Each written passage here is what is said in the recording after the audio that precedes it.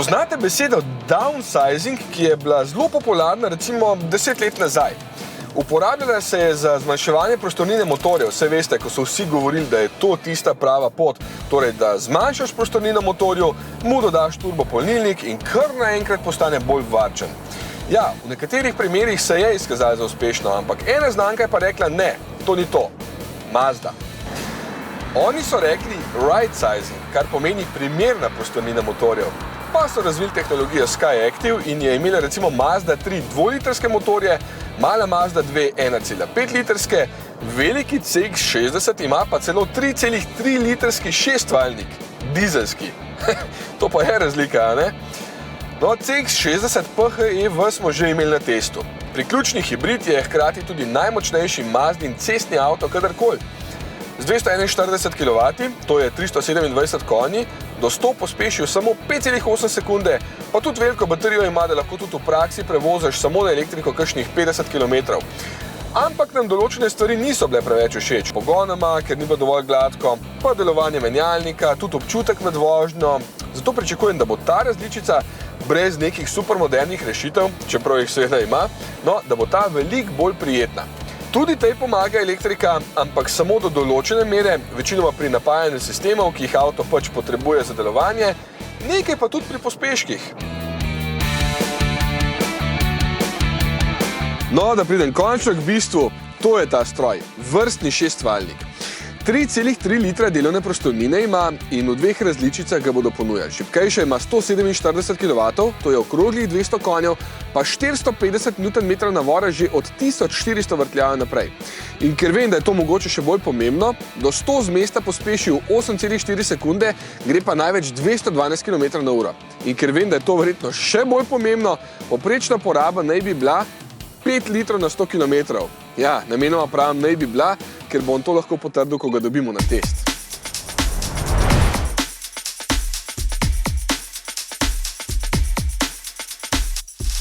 Močnejša varianta pa bo imela 187 kW, 254 konjev in konkretnih 550 Nm od 1500 vrtljajev naprej.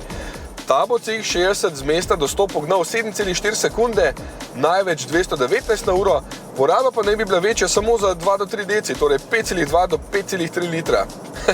Če je to res, bodo dizli še zelo dolgo priljubljeni in zaenkrat zelo dobro kaže. Noro. Kako so to dosegli? Predvsem so z učinkovito izrabo zraka izpopolnili zgorevanje, da motor pri večini delovnega območja dosega nad 40% toplotno učinkovitost.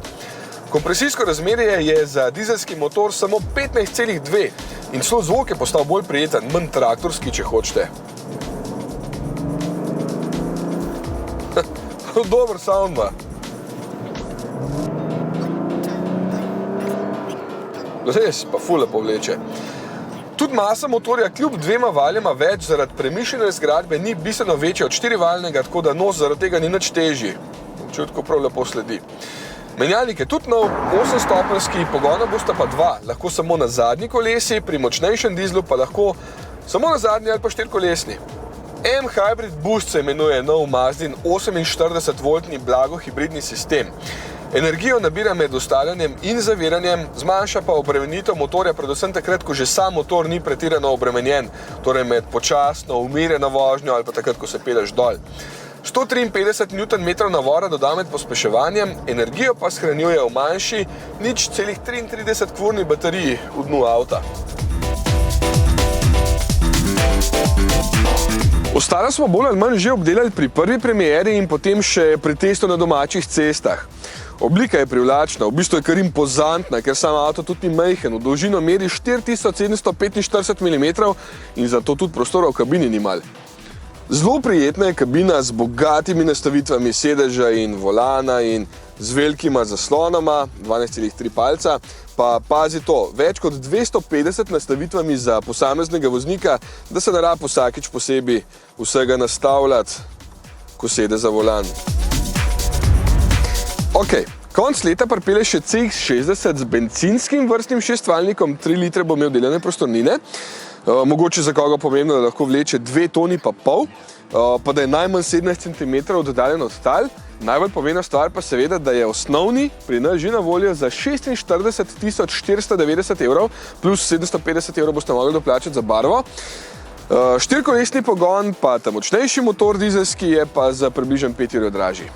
Torej se bomo spet vozili šestvaljniki. To, očitno Japonci znajo. Ampak si imel pa še enega zanimivega sogovornika, ne?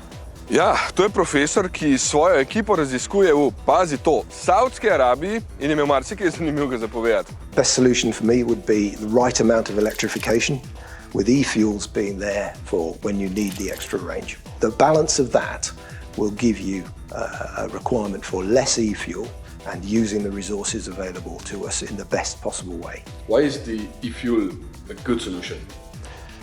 Because you can make it drop into what we have at the moment. So if I could magically open an e-fuel plant that made gasoline and diesel to the same specifications as we currently have, literally you just put it in the cars and the cars start to be decarbonised as soon as you switch them on.